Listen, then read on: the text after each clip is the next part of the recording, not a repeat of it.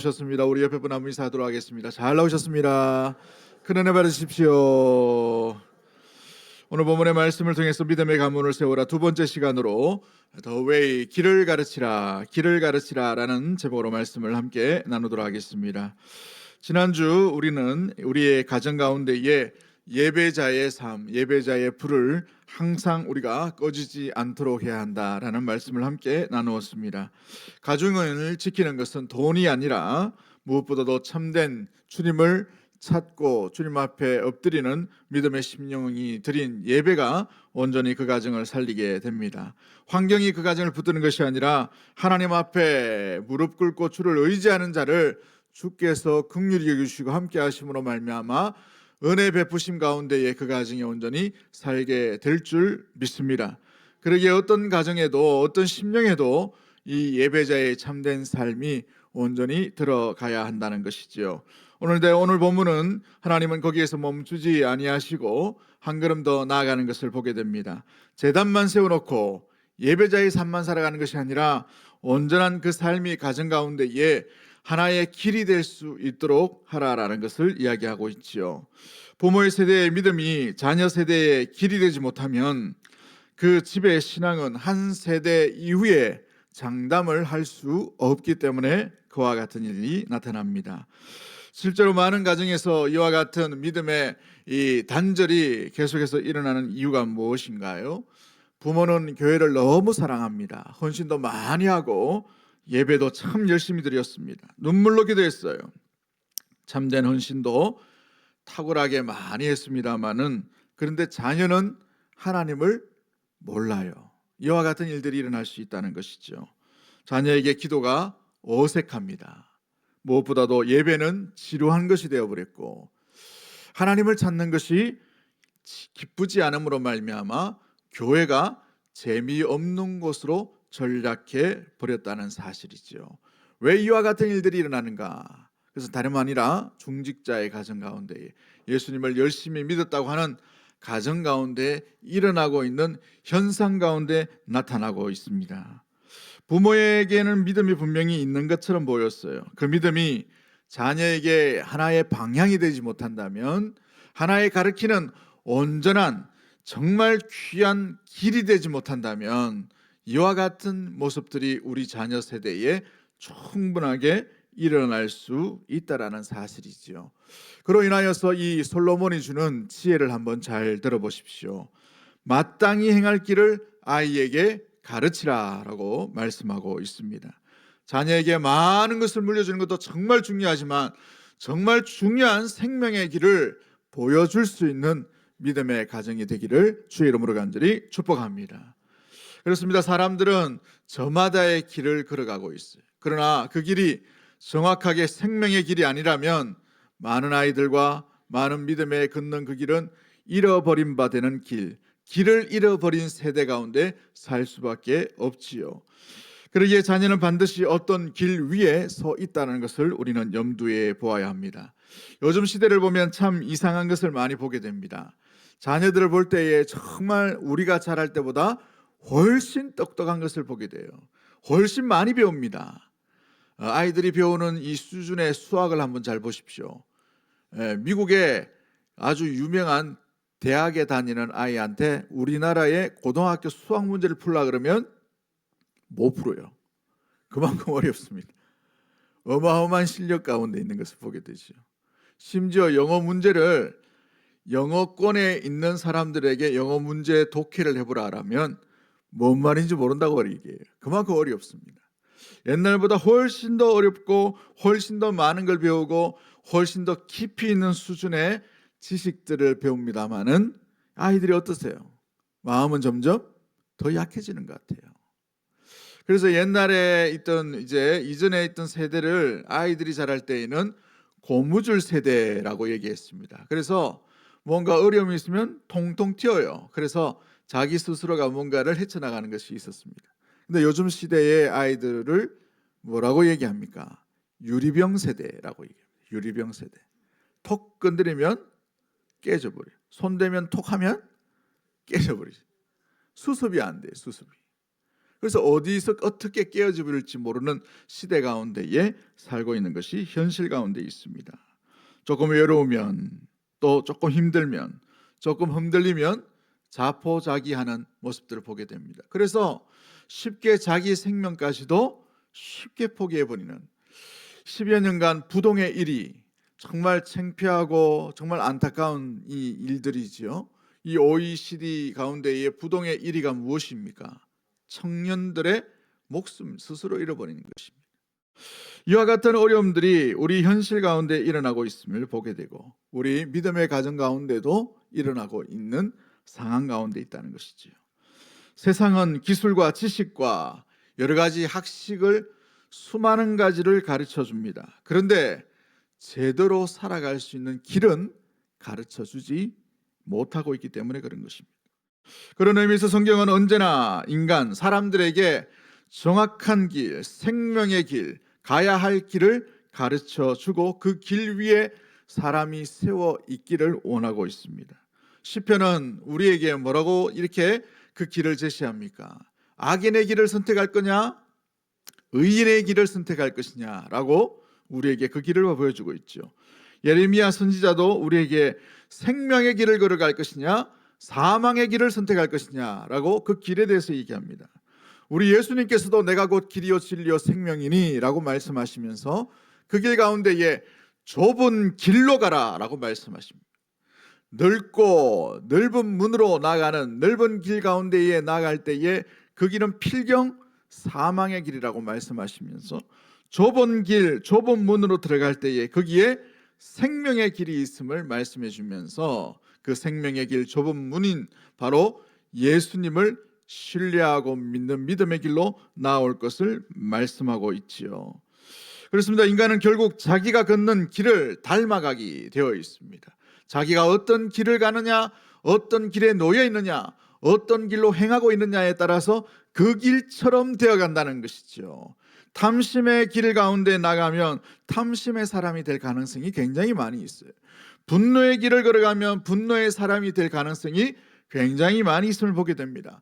성공만을 추구하는 길이라면 성공 때문에 오히려 목이 마르는 그런 일들이 일어날 수밖에 없음을 보여주고 있지요. 그러므로 우리 부모 세대와 믿음의 세대는 항상 우리 스스로에게 물어야 됩니다. 다음 세대에게도 바라봐야 되는 것이죠.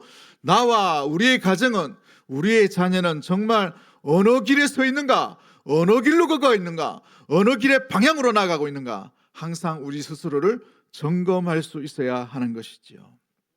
여러분, 우리가 자녀에게 특별하게 길을 가르치지 않아도 자녀들은 어떤 길에 놓여 있다는 사실을 우리가 항상 잊지 말아야 합니다. 요즘 아이들은 세상에 주는 여러 가지 설교를 참 많이 들어요. 주일날 설교는 한 번만 듣지만 세상의 아이들은 순간순간마다 수백 가지의 설교의 내용을 들어요. 어디로부터요? 유튜브나 인터넷 매체라 핸드폰을 통해서 수만 가지 사인을 듣게 됩니다. 메시지를 들어요. 그 메시지의 핵심적인 내용이 뭡니까? 네가 제일 중요하다. 감정이 제일 중요해. 감정이 내키지 않으면 돌아서라. 포기해라. 성공하면 그게 진리다. 어떤 일이 있더라도 성공해라. 어떤 일이 있더라도 부자가 되어야 한국 땅에서 살 수 있다. 이렇게 잘못된 사인들을 계속해서 주고 있어요. 최근에 유튜브에서 제일 많이 나오는 게 우리 노인 일자리를 대체하는 일들이 참 많이 나와요. 그게 뭐냐 하면 유튜브로 상당히 많은 우리 60대에서 70대 사이, 70대 이상도 유튜브로 돈 버시는 분들이 굉장히 많아졌습니다. 어떻게 해서 돈 버냐 보니까 건강상식을 만들어가지고 유튜브로 또 올리고 여러 가지 세상의 이야기를 긁어다가 또 올리고 이렇게 하다 보니 이게 수익이 좀 되나 봐요. 수익이 되다 보니까 여기에 심취하다 보니까 수많은 잘못된 정보와 잘못된 가치관을 우리 스스로가 계속해서 그걸 듣고 있는 것이죠. 여러분 잠잘 때에 유튜브 틀어놓고 주무시는 분들 많죠. 잠 안 온다고. 여러분 가급적이면 좋은 이야기를 들으셔야 돼요. 가장 좋은 이야기, 예수 그리스도 이야기를 들으셔야 돼요. 아멘이 3명밖에 없노. 이렇게. 할렐루야. 그 세상에 돌아가는 이야기 조금 들어도 낮에 들으셔야 돼요. 낮에. 낮에 그런 이야기도 듣고 세상을 분별하면서 우리가 밤에 잠잘 때 평안 가운데 갈 수 있도록 찬양에 묵상한다든지 아니면 무엇보다도 짧게 뭔가를 하고 깊이 잘 수 있도록 그렇게 하셔야 됩니다. 아무튼 수많은 정보를 듣는 거예요. 이런 소리 속에 하나님의 길을, 하나님의 이야기를 들려주지 않는다면 아이의 영혼은 자연스럽게 세상의 길로 가지 말라고 해도 그 길로 흘러갈 수밖에 없다라는 사실이죠. 그런 의미에서 잠언은 우리에게 다시 경고를 합니다. 잠언 14장 12절 말씀에 어떤 길은 사람 보기에 바르나 필경은 뭐 한다고 되어 있어요? 사망의, 멸망의 길이라는 것이죠. 좋은 길처럼 보여요. 그릴사하게 보입니다. 뭔가 세팅되고 세련된 길처럼 보여요. 그런데 그 길이 바른 것처럼 보이지만 필경은 뭐 어떤 길이라고 되어 있습니다. 죽는 길이라는 거예요. 죽는 길. 여러분 왜 죽는 길이라고 하고 있습니까? 우리 예수님께서도 말씀하시죠. 생명의 길은 좁고 협착하다고 되어 있어요. 사람들이 다 가는 그곳에 그리스도가 없다면 그 길은 생명의 길이 될 수가 없는 것이죠. 우리 부모가, 우리의 믿음의 세대가, 우리 무엇보다도 부모 세대 가운데에 그 길이 생명의 길을 보여줘야 되는데 세상 사람들과 똑같은 길을 보여준다면 그것은 필경 좋아 보이는 길이라 할지라도 그 길의 끝은 사망이라는 사실이에요. nothing이라는 거예요. 아무런 의미가 없는 길이라는 것을 이야기해 주고 있는 것이죠. 부모는 자녀가 경쟁했으면 이기면 된다라고 자꾸 세상의 가치를 얘기합니다. 그래도 네가 1등 해야지. 그래도 경쟁사회인데 그래도 좋은 대학 가야지. 나쁜 이야기가 아니에요. 그것만 이야기하는 것이 문제라는 거예요. 공부 잘하라는데 어느 부모가 공부 잘하고 싶은 마음에 아이도 마찬가지죠. 애들 중에 공부 잘하고 싶지 않은 아이가 몇 명이 될까요? 여러분들보다 부모 세대보다 더 뛰어난 그 마음에 갈급함이 있을 거예요.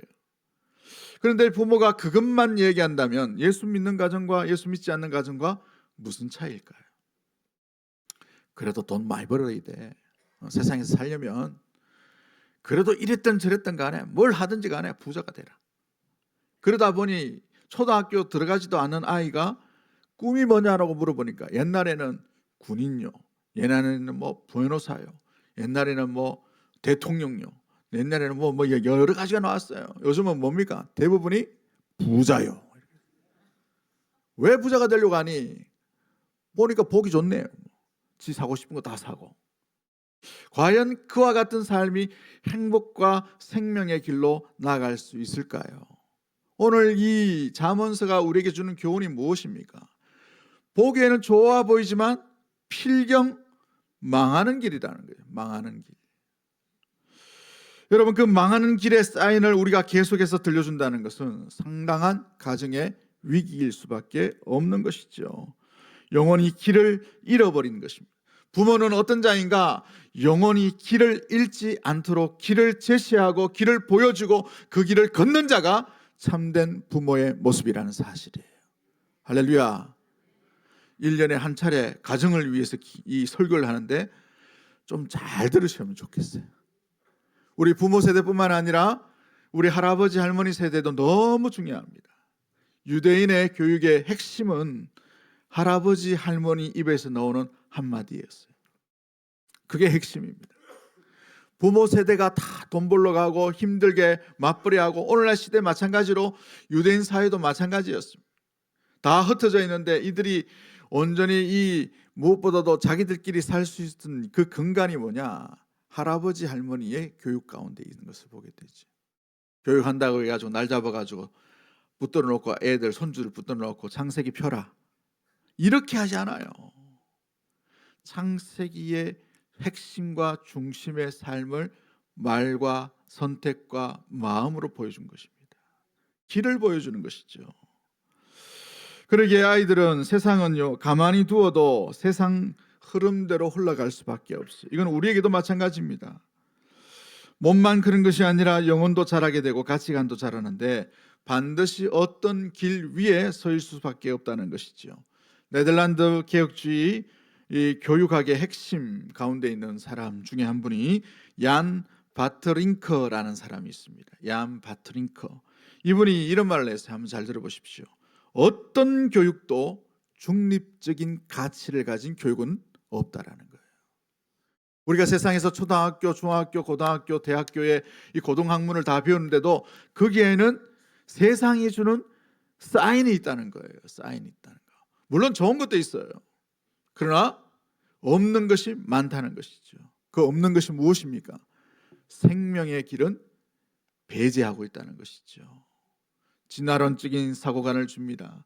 그 진화론적인 사고의 핵심이 뭡니까? 경쟁사회입니다. 경쟁사회. 그래서 실력을 갖춰야 돼요. 지식을 채워야 됩니다. 그것밖에 없어요. 왜 살아야 하는가? 어떤 길로 걸어가야 되는가? 여기에 대한 인식이 없이 세상이 주는 가르치는 사인만 듣고 있다 보니 이 침묵 속에서 세상의 가치관이 계속해서 쌓여들 수밖에 없는 것이죠. 그래서 믿음의 교육은 필요하고 가장 중요한 이유가 바로 여기 있습니다. 삶으로 이어지는 것. 어디에서요? 가정에서요. 그래서 믿음의 조상들의 이 교육은 회당에만 맡기지 않았어요. 예배의 처소에서만 맡기지 않았습니다. 대부분이 어디에서 이루어지는가? 아버지의 평소의 말과 어머니의 평소의 삶을 통해서 그 길을 보여준 그 귀한 교훈으로 인하여 자녀들이 듣고 자녀들이 보고 자녀들이 밟아간 그 길 가운데에 주의 길, 생명의 길로 온전히 걸어가게 되었다는 사실인 것이지요. 그러기에 우리가 침묵한다는 것은 중립적으로 이 아이를 보호한다는 것이 아니에요. 세상에 여러 가지 가치관들이 있는 교육적인 것 가운데에 내버려 두고 있는 방임의 상태일 수밖에 없는 것이죠. 존 칼빈은 이렇게 얘기합니다. 인간의 마음을 가리켜서 우상을 만들어내는 공장과 같다라고 말합니다. 가만히 내버려 두면 세상의 가치관 가운데 스스로의 우상을 세워나가는 것이지요. 그로 인하여서 가만히 두면 하나님을 사랑하는 보다 세상을 더 사랑하게 되어 있어요. 하나님을 무엇보다도 기억하고 하나님을 따라 하나님과 동행하는 삶보다 세상의 성공의 삶을 따라갈 확률이 굉장히 많아진다는 것입니다. 그러기에 부모는 단순히 아이를 키우는 사람이 아니라 방향을 세우는 나침판과 같다는 것이죠.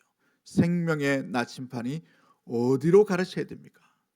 여러분 지금 여러분의 가정에서 어디로 어떤 방향을 가르치고 있나요? 성공의 방향으로 나가고 있습니까? 세상이 가르치는 그 방향을 가르치고 있나요? 아니면 좁은 문이지고 좁은 길이신 예수 그리스도를 여러분들이 가르치고 있습니까? 째려보지 마시고 한번 우리 스스로 한번 점검해 봤으면 좋겠어요. 두 번째 우리가 기억해야 될 것이 무엇입니까? 하나님은 자녀를 하나님의 길에 익숙하도록 나아가길 수 있기를 원하시고 있다는 사실입니다. 여러분 이 말이 무엇입니까? 오늘 본문 가운데 마땅히 행할 길을 아이에게 가르치라고 되어 있어요. 마땅히 행할 길을 가르치라고 되어 있어요. 이 마땅히 행할 길이 뭔 어떤 의미를 가지고 있을까요? 익숙한 길을 얘기합니다. 익숙한 길. 근데 여기서 가르치라라는 말은 하나크라는 단어를 쓰는데 이 하나크라는 단어는 단순히 뭔가를 설명하라는 말이 아니에요. 하나님은 이런 분이지라고 말하는 것을 이야기하는 것이 아닙니다. 그 정도 수준이 아니에요. 이 단어는 성전에서 하나님께 봉헌할 때에 쓰여졌던 단어 가운데 있는 것이 하나크라는 단어입니다. 그래서 이 길, 하나님 앞에 나아가는 그 길을 만들 때 이 하나크라는 단어를 쓴단 말이죠. 무엇보다도 아이가 하나님께 속한 길, 하나님께 나아가는 길, 하나님과 동행하는 길, 하나님 앞에 나아갈 수 있는 그 길이 어떤 길이 되도록 하라는 말이에요. 익숙한 길이 되라는 거예요. 익숙한 길. 근데 한번 보십시오. 이 익숙하다는 말이 어떤 길일까요? 여러분, 우리가 아이들이 시키지 않고 가르쳐 주지 않아도 스마트폰을 우리보다 더 잘 다뤄요. 왜요? 익숙합니다. 익숙해. 게임할 때 이 아이들이요, 게임방에 가면 어디서 배웠는지 몰라요. 그런데 게임을 기가 막히게 한단 말이에요. 저는 지금도 게임을 싫어합니다. 왜냐하면 저희 아버지가 저희 두 형을 잡아오라고 할 때 맨날 오락실 가서 잡아왔어요. 오락실 가면 그 형들이 또 있었거든요. 보글보글도 있고 그때 뭐 갤라그도 처음 나와가지고 그러면 저는 막내기 때문에 아버지 시킨 대로 가서 또 잡아옵니다. 잡아오는데 이거 게임이 안 끝나 보니까 형들이 5분만 기다리라 하면서 또 기다려야 돼요. 저는 또 두드리 맞으면 안 되니까 기다렸다가 또 잡아와야 돼요. 그 잡아오는 역할을 하다 보니 아버지가 이 게임 오래 하는 걸 싫어하는구나 알게 됐어요. 그러다 보니 자연스럽게 지금도 게임을 못 합니다. 참 다행이죠, 그죠? 근데 아이가 왜 이 일에 익숙한가? 너무 자주 해보다 보니까 그런 거예요. 스마트폰을 들여다봅니다. 유튜브를 봐요. 게임을 합니다. 이게 너무 익숙하다 보니 안 가르쳐줘도 그 익숙하게 되어버렸어요. 근데 한번 잘 들어보십시오. 이건 뭐 어찌 보면은 이 문명이 사회가 주는 우리에게 여러 가지 유익도 될 수 있고 때로는 부정적인 것도 될 수가 있어요. 그런데 이 아이가 사용하다 보니 이 스마트폰의 방법들 여러 가지 배경들을 상당히 잘한단 말이에요. 그런데 우리가 수십 년 예수님 믿고 수십 년 교회 다니고 수십 년 기도하고 수십 년 봉사하고 수십 년 하나님 대해서 들어왔는데 왜 아이는 하나님에 대해서 낯설까요? 예배드림에 왜 낯설어 할까요? 원인이 어디에 있습니까? 익숙함을 가르쳐주지 않았다는 거예요. 많은 아이들이 하나님에 대해서 낯설어합니다. 많은 아이들이 교회에 대해서 낯설어하고 있다는 거예요. 많은 아이들이 또 무엇보다도 자랐던 우리 믿음의 후손들이 하나님이라고 이야기하면 마음에 무언가 가까이 가는, 뭔가 친숙하지 못한 이와 같은 어려움들이 나타나고 있는 이유가 뭘까요? 가정에서 우리가 하나님에 대해서 익숙하지 않았기 때문에 그래요. 우리가 가정에서 정말 중요한 상황 가운데, 결정적인 순간 가운데 주의 약속의 말씀에 익숙한 대로 길을 보여주지 않았기 때문에 그래요. 우리가 평소에 삶 가운데에서 그렇죠? 날 잡아가지고 기도하는 게 아니고 설거지하면서도 하나님을 찬양하고, 설거지하면서도 하나님, 우리 아들, 우리 딸 주님께 맡깁니다. 주님 앞에 영광을 돌립니다. 찬양하는 그 뒷모습에 어머니의 모습들이 익숙하지 않은 거예요. 아버지가 실패하고 좌절할 때에 누구를 찾는가? 하나님을 찾지 않고 여기저기 동문서주하며 화만 내고 술만 마시고, 이와 같은 하나님 앞에 대한 익숙한 모습을 배우지 못하다 보니 아이들이 하나님, 교회, 기도, 예배라는 그 단어에 익숙하지 못한, 몸에 배이지 못한 일들이 일어나게 되는 것이죠.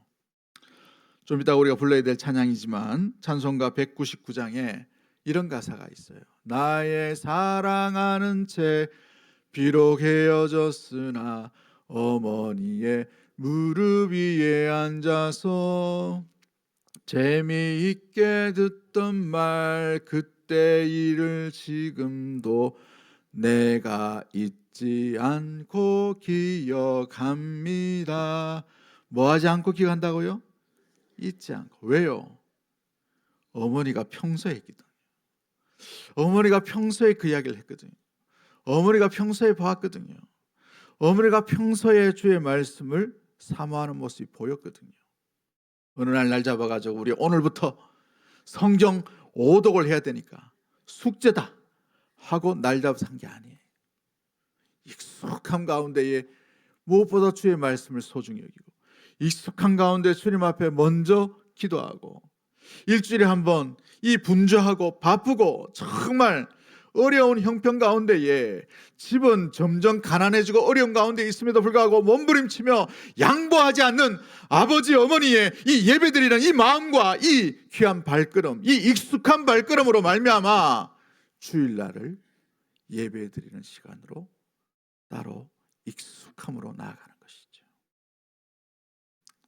신명기 6장 7절 말씀에 내 자녀에게 부지런히 가르치며 집에 앉았을 때든지 길을 갈 때이든지 누울 때이든지 일어나든지 이 말씀을 강론하라라고 되어 있습니다. 이걸 뭘 설교하라 이런 말을 의미를 이야기하는 것이 아니에요. 전체적인 의미 가운데 있는 것은 삶으로 보여주라는 거예요. 삶으로 보여주라. 삶으로 보여주라. 김요셉 목사님이라는 분이 삶으로 가르치지 않는 것은 남지 않는다라는 말을 이 책을 쓰셨어요. 교육은 삶으로 가르치는 것. 우리가 예수님이 살아계신 것을 무엇으로 보여줄 수 있습니까? 성경 말씀 읽어라, 성경 말씀 들으라, 이것으로 될까요? 가장 먼저 중요한 것은 부모가 정말 예수님을 믿는 믿음의 말, 믿음의 마음, 믿음의 태도가 그 아이에게 비춰진다면 세상 무너져도 이 아이는 주를 떠나지 않을 거예요. 주 앞에 익숙한 길을 걸어가게 되는 것이죠. 19세기 말과 20세기 초에 영국의 기독교 교육 사상가로 굉장히 유명하신 분이 있습니다. 이분은 홈스쿨링, 전인적인 교육, 습관적 교육 분야에 큰 영향을 끼쳤던 분인데 이 샤롯 메이슨이라는 분입니다. 샤롯 메이슨이라는 분. 이분이 굉장히 중요한 단어를 교육이 뭔가라고 얘기했어요. 교육이 뭐냐? 교육은 분위기다라는 거예요. 분위기. 교육이 뭐냐? 교육은 훈련이다라고 말해요. 교육이 뭐냐? 분위기와 훈련으로 된 삶이다라는 것을 이야기합니다. 뭘 얘기하냐면 아이들은 설명하는 것보다 뭔가 많이 쌓아놓은 어떤 스펙보다 어떤 스킬보다 분위기가 중요하다는 거예요. 분위기가. 교회도 마찬가지입니다. 뭔가 시스템이 없고 조직이 헐렁헐렁하고 이렇다 하더라도 분위기가 되어야 돼요. 어떤 분위기요? 은혜의 분위기가 되어야 됩니다. 은혜의 분위기. 아멘은 3명만 하고 뭐 이렇게. 할렐루야. 집안도 마찬가지예요. 될 집안은 분위기가 달라요. 분위기가. 공기가 다르단 말이에요. 우리 가정은 세상의 공기로 가득 차 있습니까? 아니면 은혜의 공기와 은혜의 분위기, 무엇보다도 믿음의 분위기가 되어 있나요? 새벽 방문 틈에 보이는 어머니의 기도하는 장면, 바쁜 일상 가운데에서도 집에 와서 식사할 때 가장 먼저 짧게라도 기도하는 아버지의 모습, 평소 때는 모르겠지만 결정적인 위급 순간에 하나님을 찾는 부모님과 또 어머니의 그 무릎, 그걸 본단 말이죠. 저희 아버지는 저희 가정의 결정적인 순간, 아버지가 생각할 때 중요한 순간이면 온 가족을 새벽에 깨웁니다. 온 가족을 새벽에 깨워서 누나 대입실 때, 형 군대 갈 때 이럴 때에는 잠결에 아버지 새벽기도 갔다 오셔가지고 다 깨워요. 다 일어나라 해가지고 오늘 중요한 일이 있으니까 온 가족이 기도하자라고 했어요. 너무 싫었어요. 그때는. 왜 이렇게 별나게 자기 혼자 가면 되지. 그게 뭔지도 모르는데 저는 되게 굉장히 어렸기 때문에.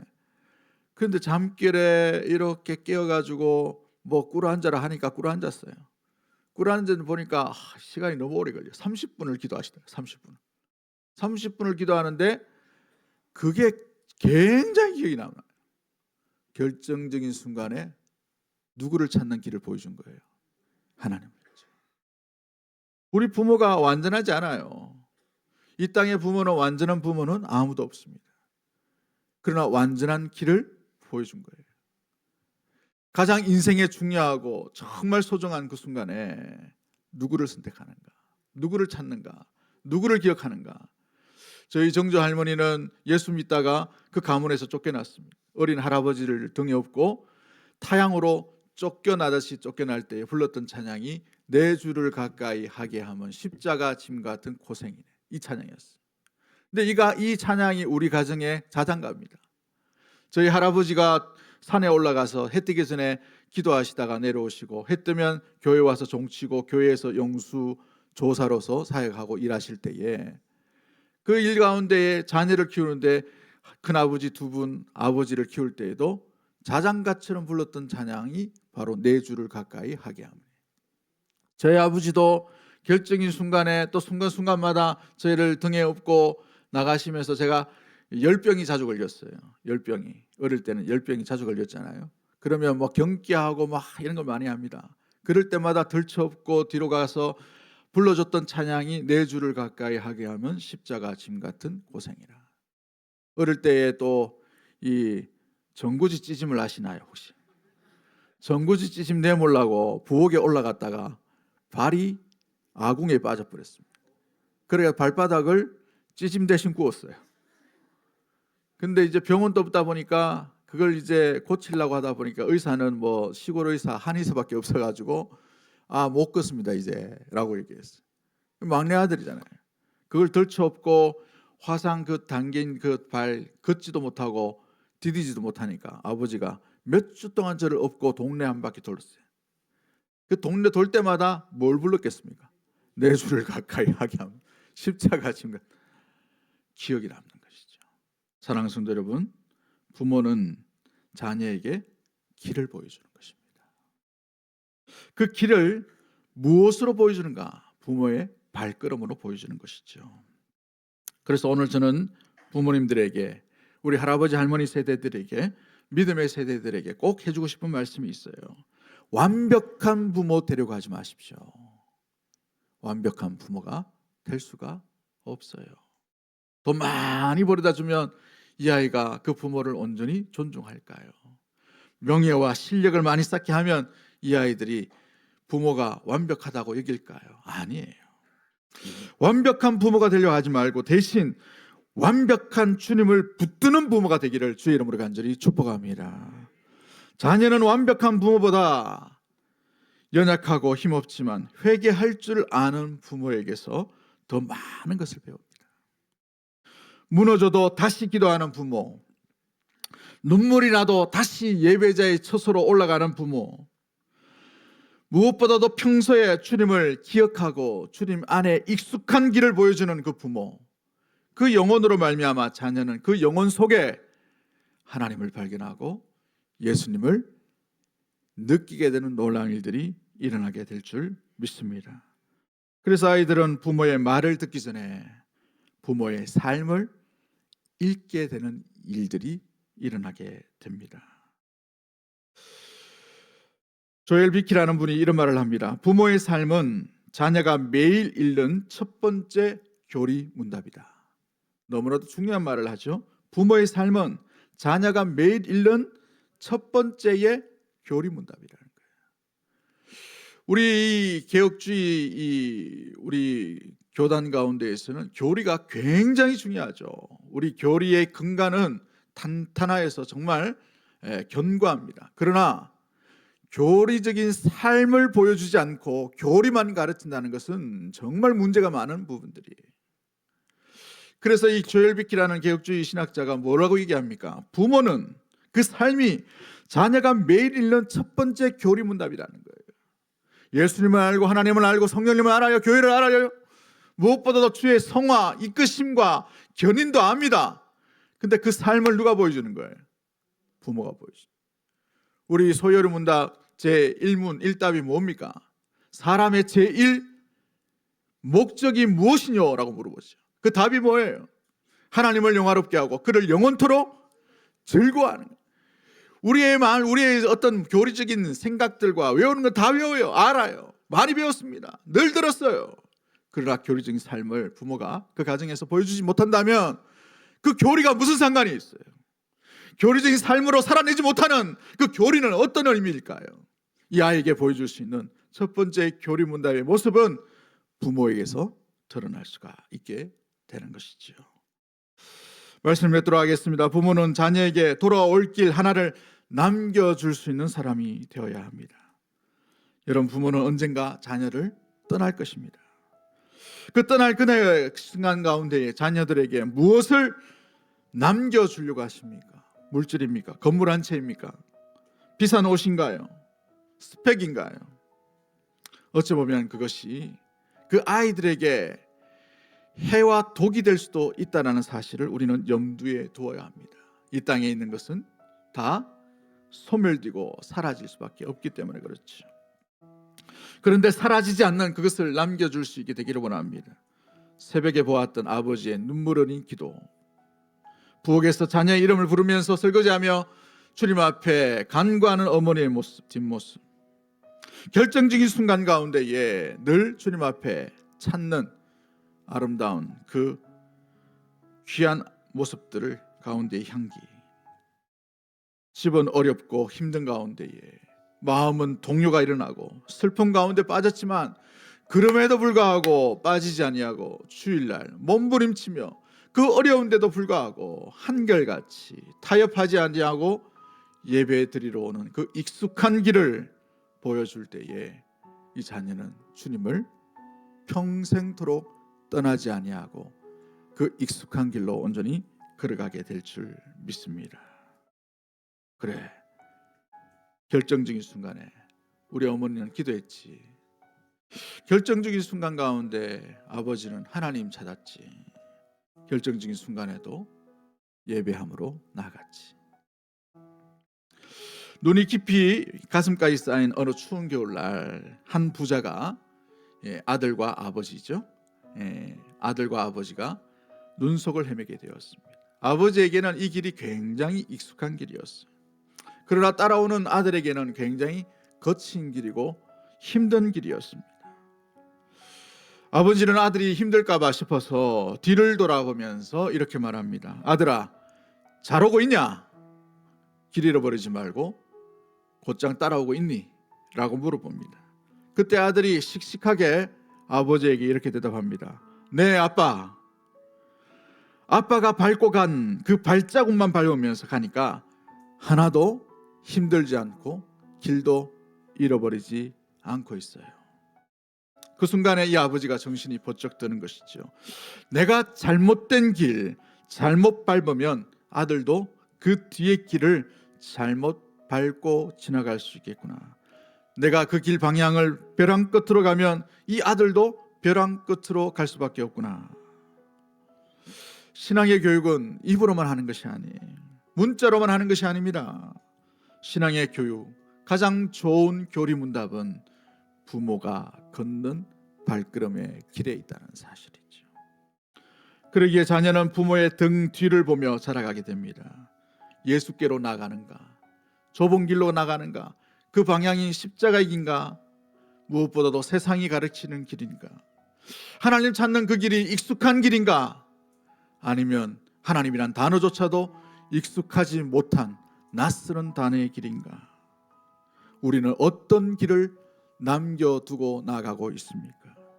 영원한 길 하나 남겨두고 이 땅 가운데에 믿음의 삶을 살아가는 우리 부모 세대와 믿음의 모든 교회가 되기를 주의 이름으로 간절히 축복합니다. 우리 이 시간에 찬양합니다. 날마다 숨쉬는 순간마다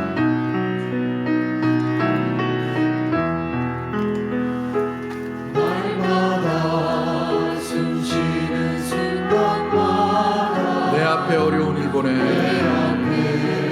어려운 일 보내, 주님 앞에 이 몸을 맡길 때 슬픔 없네, 두려움 없네. 주님의 그 자비로운 손길 항상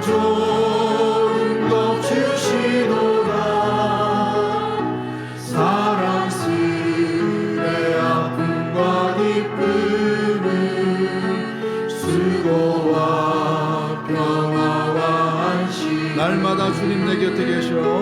날마다 주님 내 곁에 계셔. 자비로 날 감싸주시네. 주님 앞에 이 몸을 맡길 때 힘주시네, 위로함 주네, 위로함 주네. 어린 나를 구매하는 시사, 어린 나를 구매하는 시사, 항상 평안함 주시도다.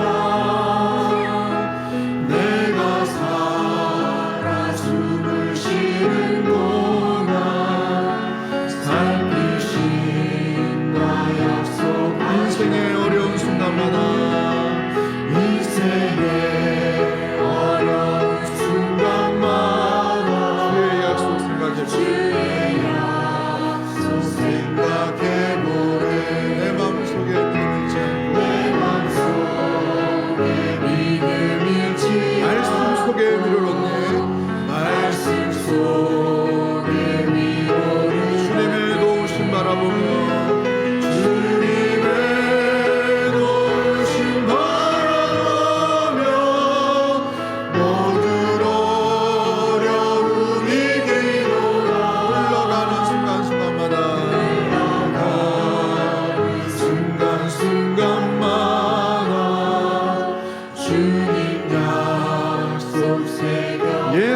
사네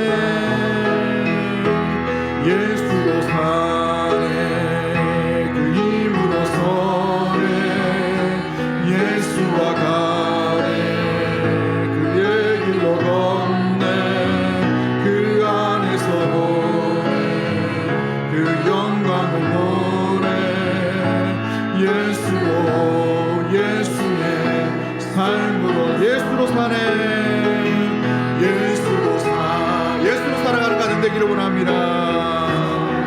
예수와 가네 그의 길로 걸어가는 부모 세대와 믿음 세대가 되기를 원합니다. 그 안에서 보내 그 안에서 보내 그 영광을 보 예수로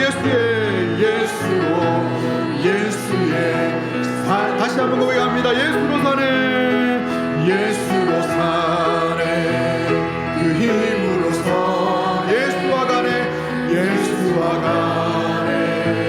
그의 길로 걷네 그 안에서 보네 그 영광을 보